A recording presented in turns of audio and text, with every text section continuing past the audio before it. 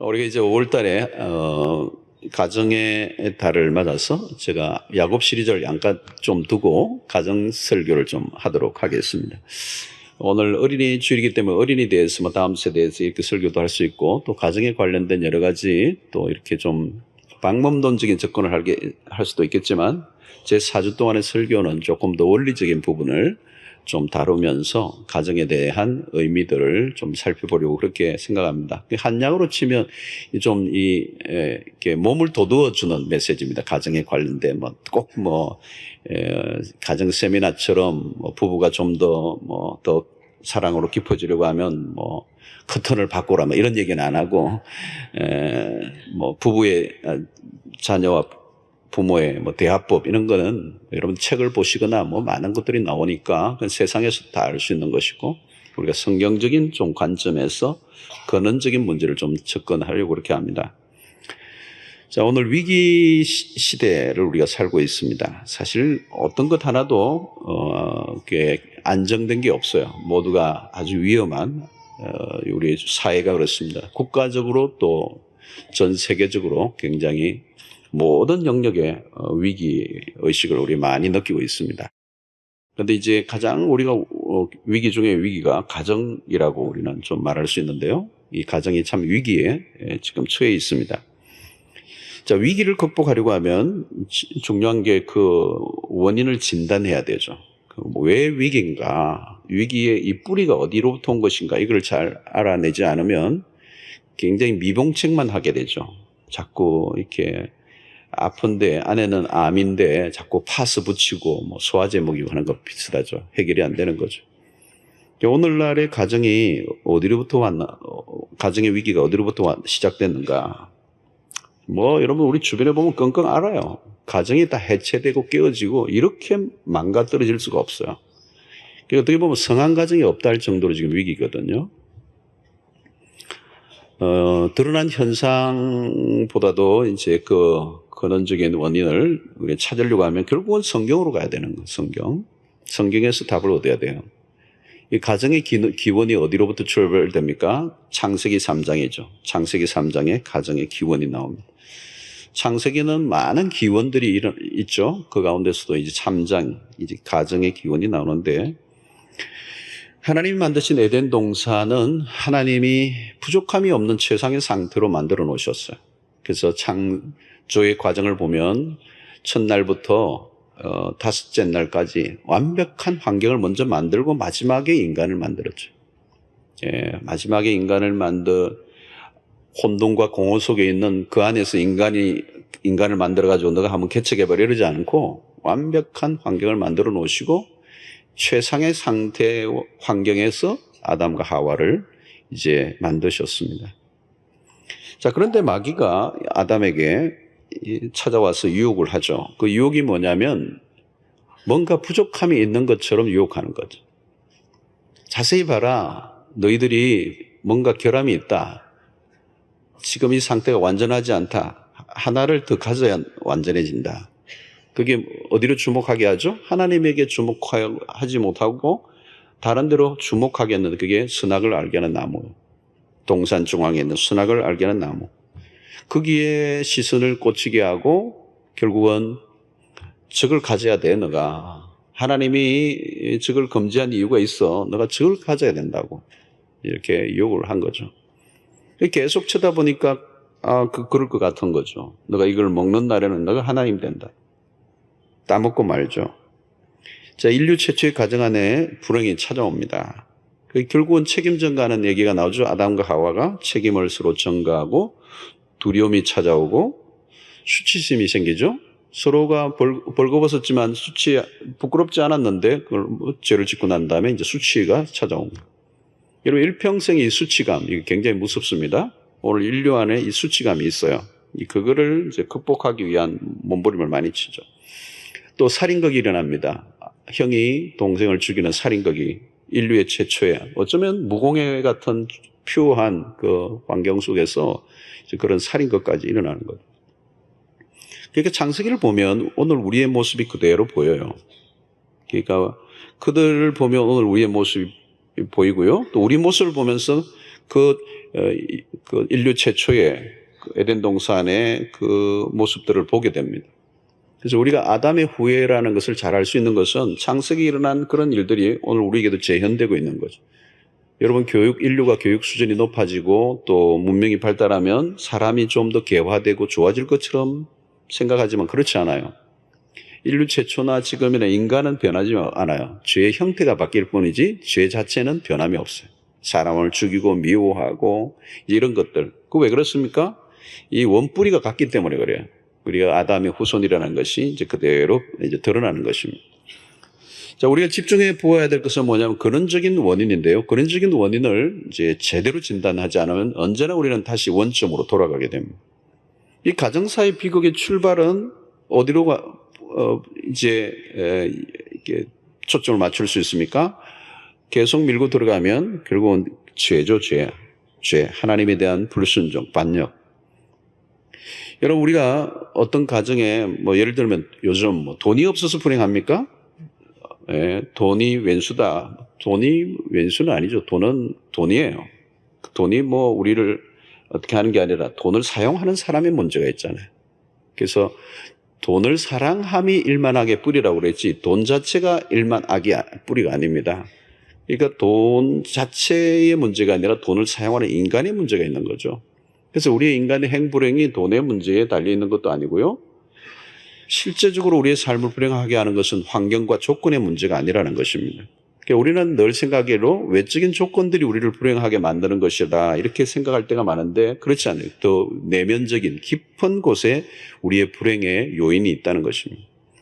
자, 그러면 죄가 어떤 방식으로 역사를 하는가 하는 것입니다. 하나님을 떠난 인간의 그 내면에 뭐가 찾아오죠? 결국은 공허함이 찾아옵니다. 사람들이 그 공허함을 채우기 위해서 노력하지만 만족이 안 돼요. 이 불만족에서 다 시달리는 겁니다. 왜요? 에덴 동산을 떠난 인간의 그 구멍 뚫린 마음. 그래서 오늘 우리가 늘 접하는 이 세상의 메시지도 똑같아요. 너가 지금 가진 것으로는 부족해. 만족할 수 없잖아. 지금 너가 있는 것으로, 너가 가진 것으로는 만족이 안 되지? 부족하지? 뭔가 더 채워야 돼. 이 메시지가 계속 있는 거예요. 여러분들 지금도 마찬가지예요. 예. 너가 지금 있는 그 상태, 너가 가진 것으로는 만족이 안 되잖아. 뭔가 부족하잖아. 더 채워. 너 남편으로 지금 만족 안 되잖아. 너 아내로 만족 안 되지. 너 아이로 만족이 안 되지. 너가 가지고 있는 돈으로 지금 만족이 안 되지. 너 있는 자리에 만족이 안 되잖아. 더 추구해. 더 갈망해야지.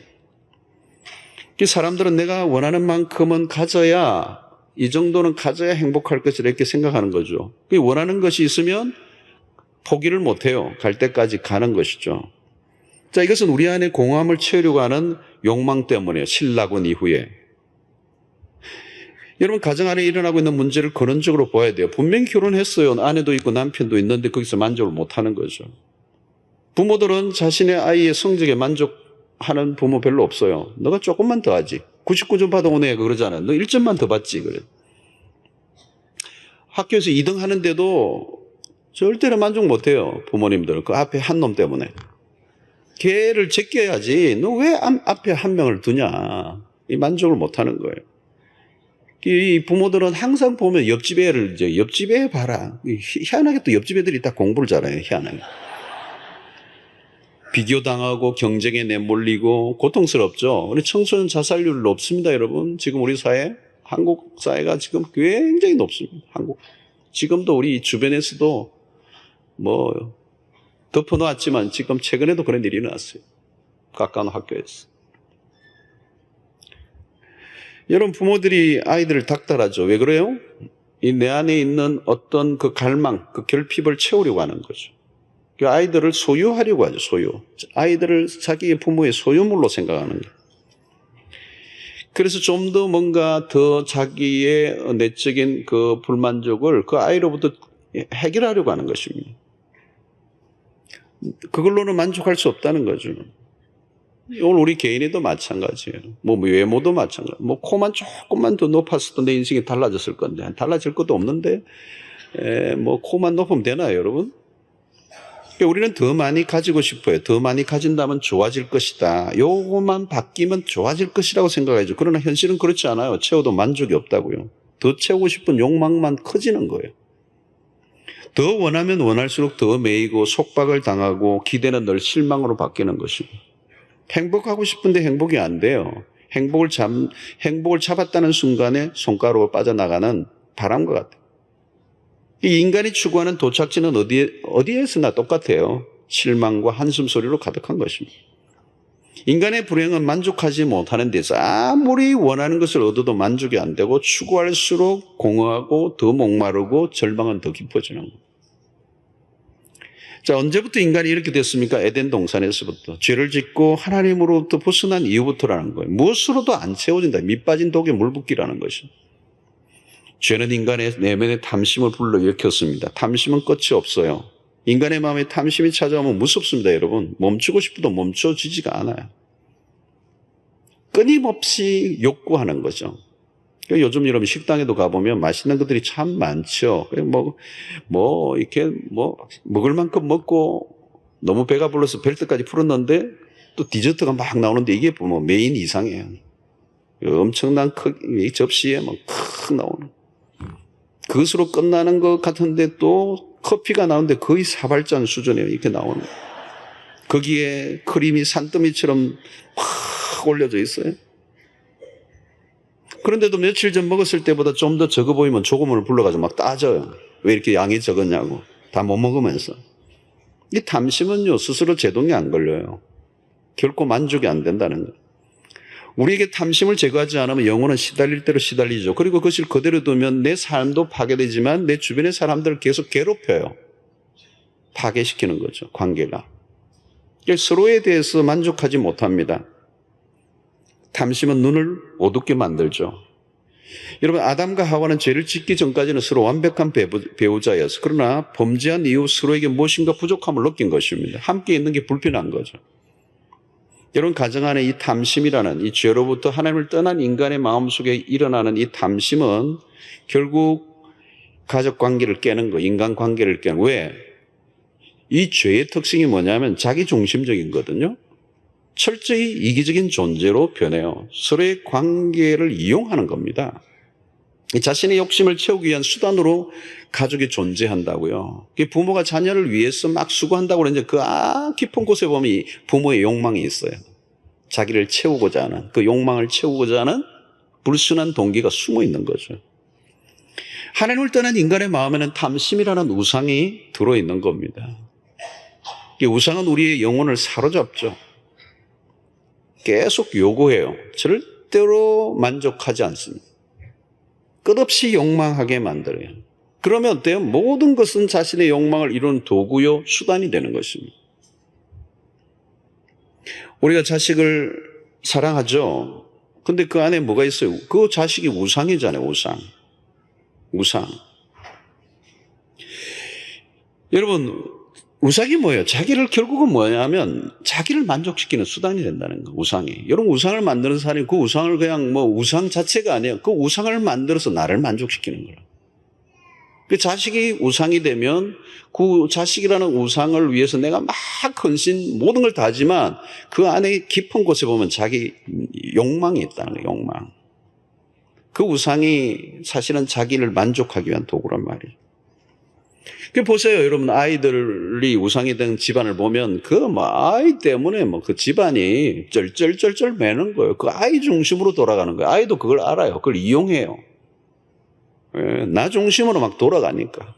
부부가 늘 싸울 때도 이 애 때문에 싸우는 거예요. 그게 우상이에요, 우상. 그 아이에게 집착할수록 아이는 더 기고만장하고. 여러분, 집착할수록 어떻게 돼요? 내가 얻고자 하는 것을 얻을 수 있는 게 아니죠. 더 삶은 더 불행해지는 거죠. 여러분, 우리의 가정을 불행하게 만드는 그 안으로 깊은 곳에 들어가면 우상숭배라는 거죠. 하나님이 아닌 다른 것으로 만족을 얻으려고 하면 그게 우상숭배예요. 그게 탐심이란 말이죠. 오늘날 가정 안에 자식이 우상이 되어 있어요. 부모의 욕망이 자식들을 통하여 드러납니다. 거기에는요, 하나님도 끼어들 수가 없을 만큼 전쟁이 치열한 거예요. 여러분, 입시 처리하는데 보면 하나님 못 끼어들어요. 성령도 떠세요. 예. 여러분, 이 인간이 우상을 만들 때 그 만드는 목적이 뭐냐? 자신의 이기적 목적을 성취하고자 할 때는 자녀를 자신의 욕망의 도구로 사용합니다. 자신이 성취하지 못한 것을 자식을 통해 이루고자 한다. 그래서 엄격히 들여다보면 그 부모의 자존심과 명예가 달려있는 거예요. 너 그러면 내가 남사스러워서 못 산다? 너가 이 정도는 돼줘야 될 거 아니야. 내 아빠를 생각해서. 막 그냥 닥달하는 거죠. 애들을 잡는 거죠. 공부 못하면 막 반 죽이는 거. 사람 취급을 안 한 거예요. 여러분, 우상숭배의 특징은 자기중심적이에요. 자기중심적이에요. 그러면 여러분 어때요? 가족들이 모두가, 가족은 다 각기 자기 우상을 갖고 있단 말이죠. 그건 뭐예요? 각자 욕망하는 게 다르다는 거예요. 그 가족들 안에 왜 갈등이 일어납니까? 각자가 바라보고 추구하고 욕망하는 게 다 다르다는 거예요. 자기의 각자의 우상이 따로 있는 거예요. 내가 추구하는 삶이 따로 있는 거다. 여러분, 죄가 뭡니까? 죄가 각기 제 길로 갔거늘, 그죠? 이사야 53장에 각기 제 길로 갔거늘, 자기 가고 싶은 대로 가는 게 죄잖아요. 이것을 사사기 표현을 빌면 각기 자기 소견에 옳은 대로 행하였더라. 이거예요. 자기 소견에 옳은 대로 행하는 거. 이 사사기의 모습 아닙니까? 다 자기가 왕이잖아요. 가족 수만큼이나 자기가 고집을 부리고 자기가 원하는 것을 하고자 하면 그 가정이 어떻게 되죠? 콩가루 집안이죠. 죄가 가정 안에 끼어들면 마음이 하나로 모아질 수가 없어요. 각자가 바라보는 것, 추구하는 것이 다 달라. 욕망하는 게 다르기 때문에. 어느 것 하나에도 의견을 일치가 보기 힘들어요. 그래서 어떤 날은 마음 먹고 아이들과 함께 외식을 한번 하려고 해도 힘들어요. 이게 일식인지 양식인지 중식인지 가기 힘들어요. 떡볶이 집을 갈 것인지 이게 복잡해요. 그래서 마음이 통일이 안 돼요. 나중에 돈 나눠가지고 각자 알아서 먹으라. 고집이 아이들도 고집 만만치 않죠. 어린 애들도 의견 대립이 대단하죠. 한국 통일이 안 되는 거 당연하죠. 가정도 통일이 안 되는데 이게 한국 통일이 쉽지 않아요. 여러분, 채우려고 하고 소유하려고 하는 이 끝없는 탐심은 언제 끝난지 아세요? 채워지기 전까지는 끝나지 않아요. 그런데 채워집니까? 안 채워진다고 그랬잖아요. 우리 안에 채우기 위해서 저것을 찾고 소유하고 채우려고 하지만 더 허전하고 더 절망하죠. 행복하려고 결혼했잖아요. 근데 결혼해서 살다 보니 행복은 고사하고 더 불행해지는 사람들이 얼마나 많습니다. 기다리던 아이를 낳고 그렇게 좋아하고 그 아이를 위해서 정말 헌신적으로 그 아이를 위해서 희생하고 키웠는데 그놈이 그렇게 애물단지가 될 줄 몰랐죠. 여러분, 갈망하는 것은 언제나 빗나가게 돼 있습니다. 그럼 왜 갈망하죠? 그럼에도 빗나가는 줄 알면서 왜 갈망하죠? 끊임없이? 왜 이 갈망이 인간에게 일어나느냐예요. 멈출 줄 모르는 이 갈망. 끝없는 갈망. 여기서 우리는 귀중한 단서를 하나 찾아낼 수가 있어요. 그건 뭐냐면 인간이 뭔가를 찾고 있다는 거잖아요. 끝없는 갈망을 하고 있는 거 안에는 인간이 뭔가를 찾고 있는 거예요. 뭔가 찾고 있는데 그게 뭔지 모르는 거죠, 인간이. 왜? 죄로 인하여 우리의 시력이 상실됐어요. 우리가 갈망해야 될 것이 무엇인지를 보지 못하는 거죠. 이게 오늘 우리의 딜레마예요. 특별히 탐심이 눈을 어둡게 만든. 그 욕망에 이끌려가다 보면 우리의 인생의 진정한 목적지를 잃어버린 것입니다. 그런데 성경이 우리에게 답을 해주는 거예요. 우리 안에 갈망을 사실은 누가 심어줬느냐? 하나님이 심어주십니다. 우리에게 하나님이 필요한 존재이기, 우리가 하나님이 필요한 존재이기 때문에 그 하나님을 찾도록. 여러분, 하나님을 떠난 인간은 하나님에게로 돌아가면 되는 거예요. 그 하나님이 우리의 완전한 만족이 되시죠. 그래서 만족을 주는 곳은 딱 유일한 것이 딱 한 곳밖에 없어요. 하나님. 자, 바울은 8절 하반절에 굉장히 기준한 말씀, 우리가 잘 아는 말씀. 내가 그를 위하여 모든 것을 잃어버리고 배설물로 여김은 그리스도를 얻고. 굉장한 표현이에요. 바울은 모든 것을 잃어버렸다는 거예요. 그리고 그것을 배설물로 여겼다. 여러분, 이것은 바울의 생애 속에 자기들이 그동안 추구했던, 욕망했던, 그가 채우고자 했던 것들이에요. 굉장히 많은 자랑과 훈장들이죠. 과거였으면 매우 자랑스러운 것들인데 그것을 이제는 잃어버리고 배설물로 여겼다는 거예요. 여러분, 이렇게 잃어버리고 배설물을 여길 수 있었던 핵심은 뭐죠? 그리스도를 얻었기 때문이라는 거예요. 그래서 우리 기독교는 비움의 영성을 많이 얘기하지만 비움의 영성은 언제나 그 비움의 영성에 우선되는 것은 채움의 영성이에요. 하나님이 우리에게 드리라고 얘기할 때도 언제나 그냥 드리라고 하지 않고 먼저 주셔서 드리라고 하는 거예요. 이게 받은 사람이 드릴 수가 있는 거예요. 하나님이 뭐 아무것도 없는데 쥐어짜서 이러시는 분이 아니세요. 우리에게 먼저 주세요, 선행해 하시는. 하나님이 우리를 먼저 채우시고 우리를 그 다음에 버리게 하시는 것들이 있죠. 그래서 오늘 바울도 보면 그리스도를 얻었다는 거죠. 이게 먼저 온 거예요. 그리스도를 얻고 그 다음에 자기가 갖고 있던 이 모든 것들이 진짜 허접한 것들이라는 걸 깨닫는 거죠. 그렇게 내가 욕망하고 세워가려고 했던 것들이 얼마나 별거 아닌 거라는 걸 깨닫고 이제 버리는 것이죠. 그리스도를 얻었기 때문에. 여러분, 인간이 인류 최초의 범죄함으로 인하여 에덴 동산에 추방된 인간에게 찾아온 이 끌떡거림, 이게 거지 근성이 아무리 채워도 만족하지 못하는 이 영혼의 해답이 있는데 그것이 바로 그리스도를 얻는 것이다. 자, 여러분, 바울이 복음을 경험하고 예수 그리스도의 완전한 만족을 얻었어요. 그 이후에 결핍 증세가 싹 사라진 거예요. 그래서 빌립보서에도 보면 내게 모든 것이 있다 이런 표현을 씁니다. 바울은 그리스도를 얻었기 때문에 자신에게 있었던 모든 쌓았던 것들을 다 배설물로 다 포기할 수 있었다는 거예요. 그 해답이 그리스도를 얻었기 때문입니다.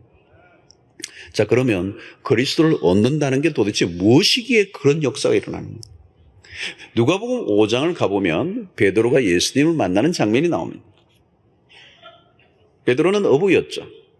디베랴 바닷가에서 일평생 어부로 잔뼈가 굵은 사람. 그런데 그날 밤새 고기를 잡았지만 한 마리도 잡지 못해서 이제 집으로 돌아가기 위해서 그물을 싣고 있는데 예수님이 오셔서 당신의 배를 빌어 깊은 데로 가서 그물을 내리라고 했어.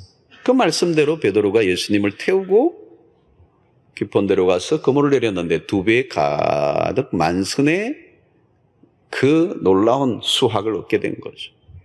여러분, 어부가 고기를 못 잡다가 고기를 잡았으면 이 눈이 뒤집어지면서 할렐루야 뭐 이래 했을 텐데, 그리고 뭐 주님 3가지시고 내가 7가지겠습니다 뭐 이러든지 뭐 5대5 하든지 이래야 되는데 전혀 그런 것 없이 갑자기 휙 가버려요.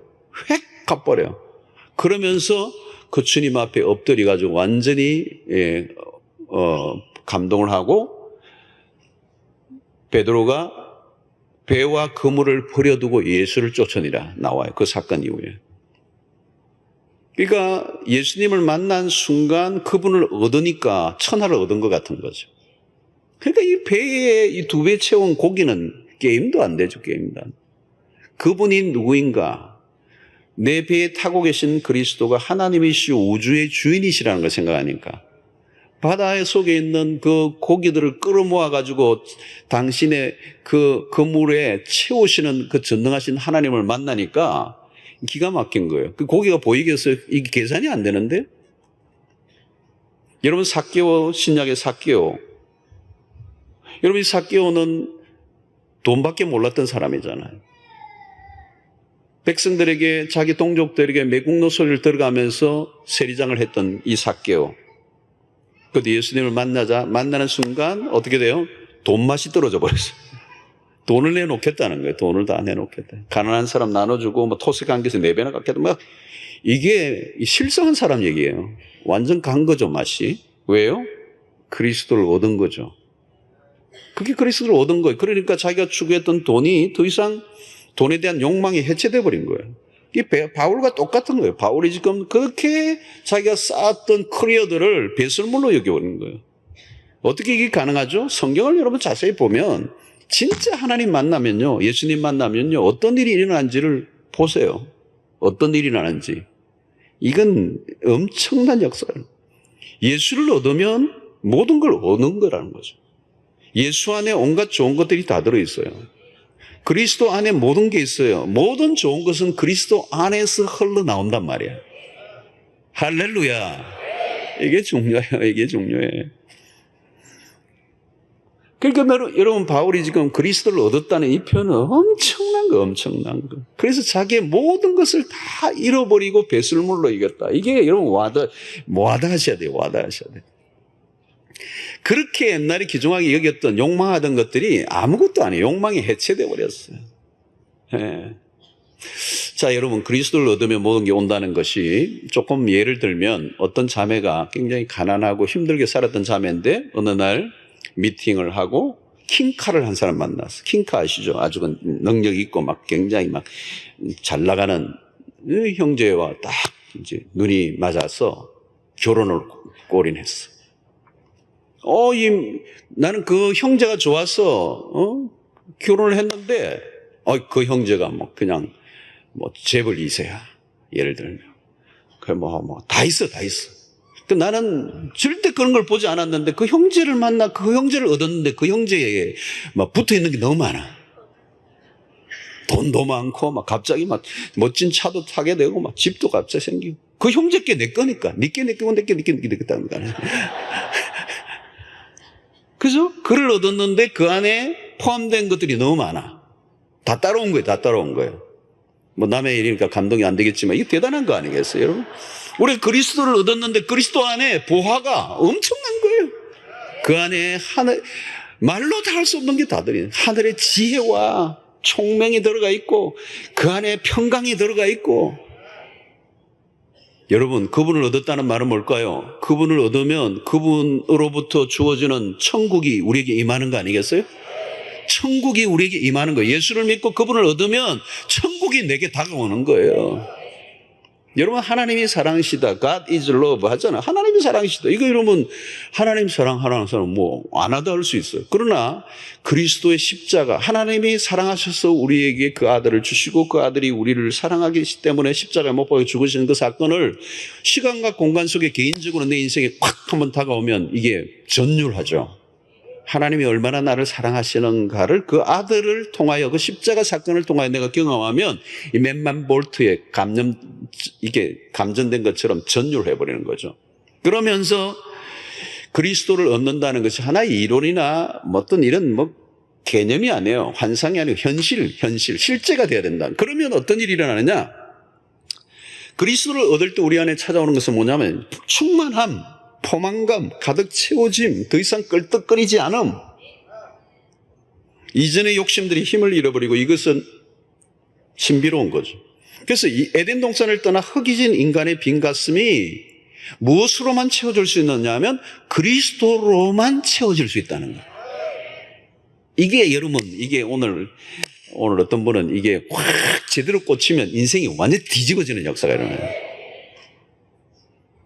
팔자 고치는 거예요, 이거는. 이게 진짜 내 안에, 내 삶에 일어나면요. 그래서 여러분, 그러면 어떻게 돼요? 우리 안에 있는 그동안 공허함이 다 사라지죠. 결핍 정세가 사라져요. 더 이상 뭔가를 욕망할 이유가 없어지는 거예요. 그분으로 내가 만족하니까 천국이 송두리째 내한테 들어왔는데. 여러분, 그러면 이제는 결핍을 채우기 위해서 더 이상 발버둥 치지 않아도 된다고요. 그 결핍을 채우기 위해서 우리 안에 있는 탐욕, 그 탐욕이 우상숭배가 되고 결국은 하나님으로부터 멀어지며 더 힘들고 지친 일상을 살아갔던 그 삶이 이제 끝이 난다는 거예요. 나의 필요를 채우기 위해서 어떤 사람을 이용하거나 그 사람을 내 욕망을 채우기 위한 수단으로 도구로 만들 이유가 없어진다는 거예요. 여러분 이게 근원적인 문제가 해결되는 작업이에요. 이 사건이. 그러면 이게 우리의 삶에 우리의 그 에덴 동산을 떠나 하나님을 떠난 인간의 이 빈 마음 속에 끊임없이 욕망하며 뭔가를 채우려고 하는 그 가슴 채워도 채워지지 않는 거기에 그리스도로 내 영혼이 만족을 얻는 이 작업이 일어나지 않으면 끝없는 전쟁을 또 해야 되는 거예요. 여러분 근원적인 문제를 풀어야 돼요. 이 자동차로 치면 뭐 아무리 액세서리 바꿔도 안 되죠. 엔진이 잘못돼서 엔진을 바꿔야 돼요. 근원적인 문제죠. 그러니까 이게 풀면 다른 게 풀리고 그게 풀리지 않은 원점으로 늘 반복해서 아무리 이런 가정 세미나 해봐요. 그걸로 되는 게 아니에요. 본체가 바뀌어야 돼요. 본 내면에 우리의 깊은 곳 안에서 작동하고 있는 것들이 무엇인지를 우리가 확인하고 그것을 바꿔야 된다는 거예요. 그래서 여러분 가정 안에 복음이 들어가고 하나님의 은혜가 임하면 어떤 일이 일어나죠? 그 다음부터는 내가 원하는 것이 아니라 상대가 원하는 것을 채워줄 거예요. 자기 고집이 죽고 이기심이 죽고 자기 중심적으로 모든 것을 수단과 방법을 동원하며 자기의 목적을 이루려고 하는 그런 삶의 종집을 찍는 거예요.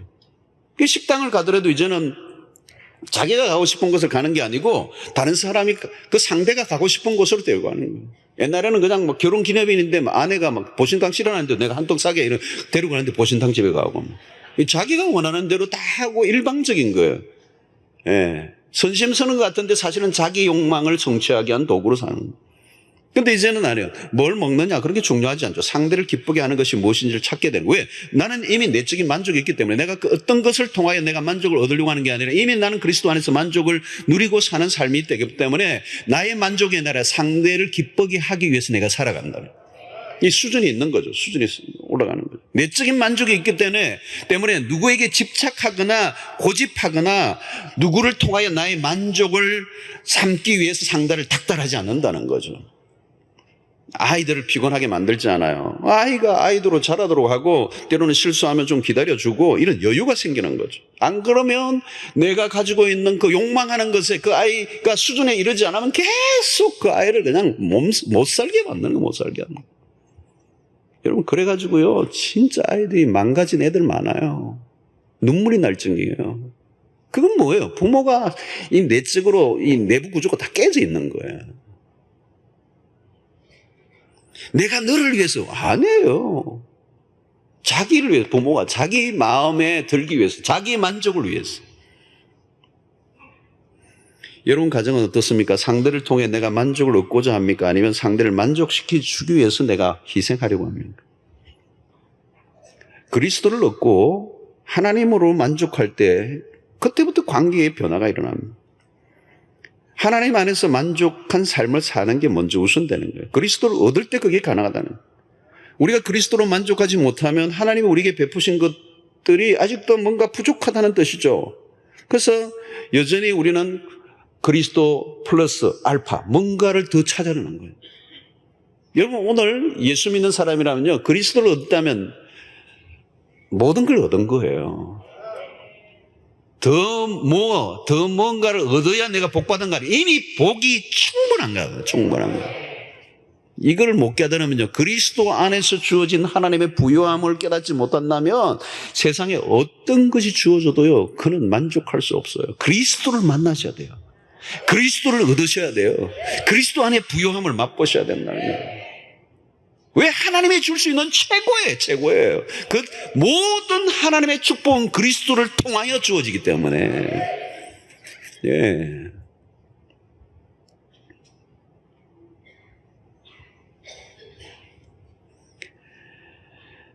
그리스도로 만족하지 못한다면 우리가 만족할 수 있는 게 아무것도 없어요. 그러나 우리가 그리스도를 얻고 그 안에 만족하면 이제 더 이상 사람에게서 만족을 얻으려고 하지 않아요. 이미 그리스도로부터 주어진 그 충분한 만족감으로 그 에너지가 이제 다른 사람을 섬길 수 있는 힘을 제공하기 때문에 내가 그에게 구걸하지 않고 내 욕망을 성취하기 위한 수단으로 사람들을 들들 뽑지 않고 나에게 주어진 충만함으로 이제 다른 사람을 대하기 때문에 여유가 있죠. 편안하죠. 그래서 여러분 우리가 그리스도로 충만한 만족을 얻은 사람은 그 안에서 만족감으로 우리의 자녀를 바라고 배우자를 바라보니까 넉넉해요. 들들 볶지를 않아요. 넌 그냥 못 살게 구는지 않는다.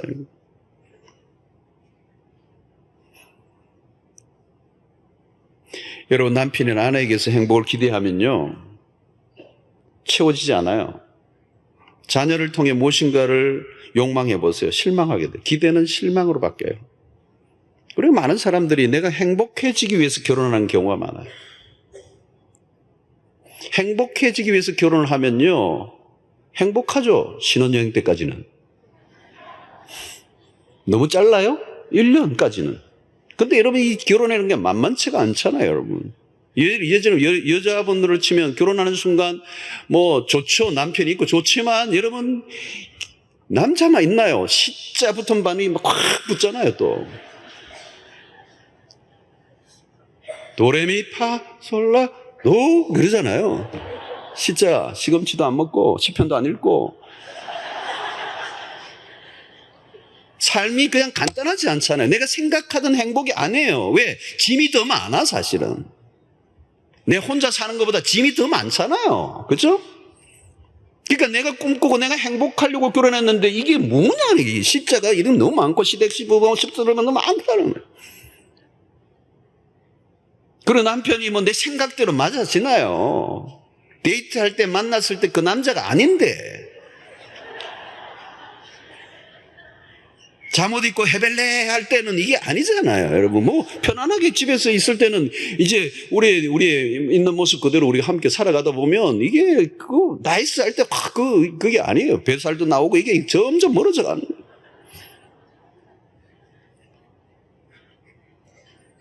내 행복을 위하여 내가 욕망하는 것을 채우기 위해서는 찾아보세요. 한 명도 없어요, 이 세상에.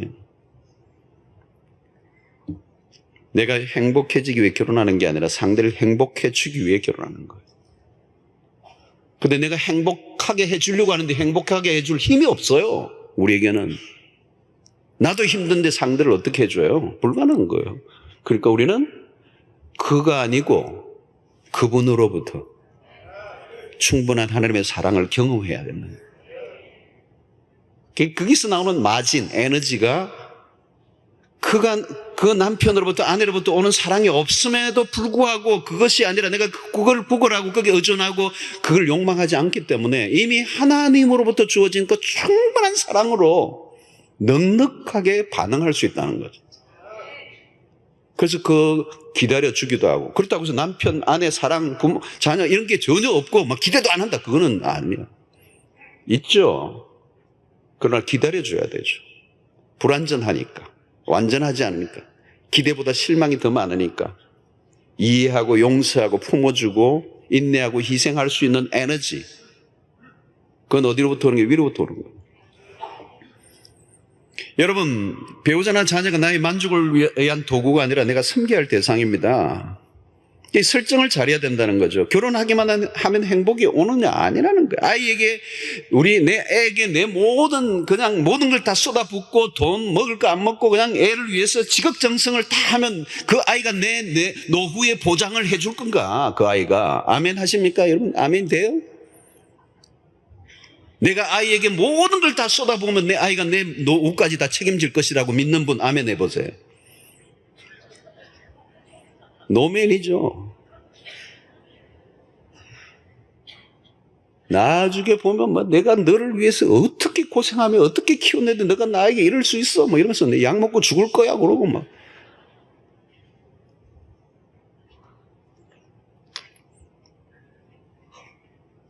여러분, 배우자 혹은 자녀에게서 만족을 얻으려고 하면요, 다 실패해요. 불가능합니다. 기대하면 실망하고요, 인간의 갈망은 채워지지 않는다고 했잖아요. 그러니까 너무 자식에게 매달리지 마시고요, 거기에 운명을 거시면 안 돼요. 한국 사람 너무 심해요.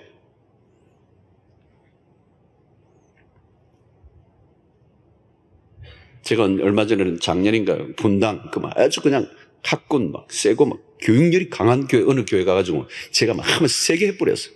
그러니까 막 뒤에서 교육자들이 이랬대요. 애들 좀 놔두라고. 부모의 만족을 위해서, 부모의 허영을 위해서, 부모가 욕망하는 것을 아이들을 막 몰아가니까 애들이 죽어나는 거예요, 불쌍해. 여러분, 거기에 운명을 걸지 말라는 거예요.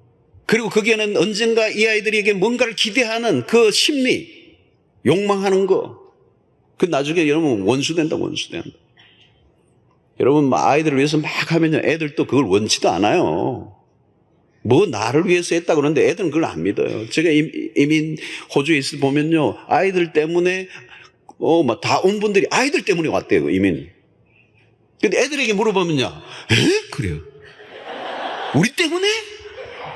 crazy라고 그래요. 애들은 막 와가지고 남의 나라에서 이 노란 머리 사이에서 그 동양인들이 까만 머리를 있으면요, 이 편견도 있고, 예, 거기서 영어 못하는 데서 영어 배우고, 여러분, 커서 뭐 중학교 가든 초등학교 가든요, 가면요, 아무리 영어를 열심히 잘해도요, 원주민보다 못해요. 그러니까 초등학교 4, 5학년 가고 6학년 가면 영어 잘하죠. 부모가 보니까 뭐 자기들보다 영어 잘하지. 근데 걔는요, 학교 가면 내 스트레스가 영어예요. 부모들은 모르죠. 다 해요. 영어 다 하는데 어린 시절부터 어머니, 할머니 품에서 그 동화를 듣고 거기에 모든 것이 익혀져 있는 그 문화에서 익숙해져 있는 아이들하고 게임이 안 돼요. 그러니까 아이들이 대학 가서도요, 영어 그 안에서 거기서 다 자란 아이들인데도 대학 가면요, 프레젠테이션 이런 거 할 때 영어 때문에 스트레스를 받아요. 그래가지고 너무너무 힘들게 살아가는데 내 너희들 때문에 왔다 이러니까 얘들이 가버리는 거예요. 여러분, 결코 만족할 수 없는 것에 목을 매지 않아요. 부모가 자식에게, 자식이 부모에게 거기서 뭐가 나올 것처럼. 여러분, 에덴 동산을 떠난 인간의 그 불행이 어디에 있어요? 하나님에게서 시선을 어디로 옮겼어요? 선악을 알게 하는 나무에게로 옮겼어요. 이게 마귀가 하는 거. 오늘 우리가 다시 우리의 시선을 하나님께로 돌려야 되는 거예요.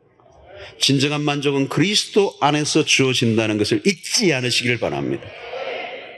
하나님으로부터 오는 만족을 누릴 때 비로소 가정 안에 우리의 모든 가족들이 본래 자리로 돌아가게 되고, 그리스도 안에서 오는 참된 만족 안에 있을 때 우리의 관계는 더없이 좋아져요. 왜? 서로가 서로를 욕망하지 않아요. 나에게 주어진 것으로 베풀려고 하니까. 그를 구속하거나 얽매이지 않아요. 그 관계가 편안한 거죠. 여러분, 아내가 은혜를 많이 받고 그리스도와 접속되고 그 그리스도 안에서 오는 충만함을 경험한 아내는 남편을 그렇게 들들 볶지 않아요. 그 존재감 속에서 하나님의 그 사랑과 그 부유함이 흘러가는 거죠. 그러다 보면 어느 세월이 흐르면 그 남편이 거기에 사로잡힌, 하나님의 사랑에 사로잡힌. 그래서 아내에 대한 이기적인 그 욕구로서의 사랑을 애착하는 것이 아니고 그 하나님의 그 넉넉한 풍성한 그 사랑을 경험하기 시작하면서 그 아내로부터 하나님을 느끼기 시작하는 거예요. 내가 이렇게 못난 남편임에도 불구하고 끊임없이 나에게 베풀어주는 여유로운 그 인자한 그 풍성한 그 아내의 그 성품들이 하나님에게서 흘러나온다는 사실을 깨달으면서 비로소 그도 그리스도에게로 오는 거죠. 내가 준 것도 없는데 어찌 그렇게 끊임없이 사랑이 흘러나오냐고. 그게 어디서 나오느냐고. 바로 내가 그리스도를 얻었기 때문에 그리스도 안에서 주어지는 사랑이라. 우리가 자녀들을 키울 때도 마찬가지죠. 우리의 힘으로, 우리의 노력으로, 우리의 열정만으로 키우면 지치죠. 그래서 사랑도 주지만 상처도 주잖아요. 좋은 말도 안 돼 막 험담도 하잖아요. 그러면서 나중에는 상처가 얼룩지는 아픈 관계가 되는 거예요. 보면요, 우리 자녀들이 다 사랑도 사랑이지만 부모로부터 다 상처를 입고 자라는 거예요. 부모는 한다고 다 했는데 자녀들은 상처를 입고 자라는 거예요. 이 어긋남, 이것이 오늘 우리 가정 속에 있는 끝없는 갈등이 일어나고 분쟁이 일어나고 상처로 얼룩지게 되는 거예요. 사랑하는 성도 여러분, 가족들의 각자의 시선이 하나님에게로 돌려져 가는 것. 모두가 서로를 바라보고 기대하고 그를 통하여 내가 뭔가 만족을 얻으려고 했던 그 기대감이 그리스도에게로 옮겨져야 돼요. 아이들도 부모들도 남편도 아내도 그 모든 시선이 하나님에게로 집중될 때 그 하나님으로부터 오는 그 충만함이 그 모두를 자유케 할 것입니다. 그 메인 것으로부터 자유케 되는 역사가 일어나요. 그래서 하나님이 주신 그 사랑 안에서 서로를 섬길 때 그 안에 샬롬이 임하는 회복의 역사가 일어나요. 여러분들 행복하고 싶으세요? 가정을 회복시키기를 원하세요? 요즘 자녀 문제로 혹은 배우자 문제로 힘드세요? 우리의 힘으로 풀려고 하면 꼬이게 됩니다. 더 꼬여요. 우리가 할 일은 우리의 시선을 하나님에게로 돌리는 것입니다. 그리고 그리스도 안에서 주어지는 그 풍성한 은혜, 하나님의 사랑을 넉넉하게 경험해요. 힘들면 힘들수록 우리는 더 그리스도에게로 가까이 나가는 거죠.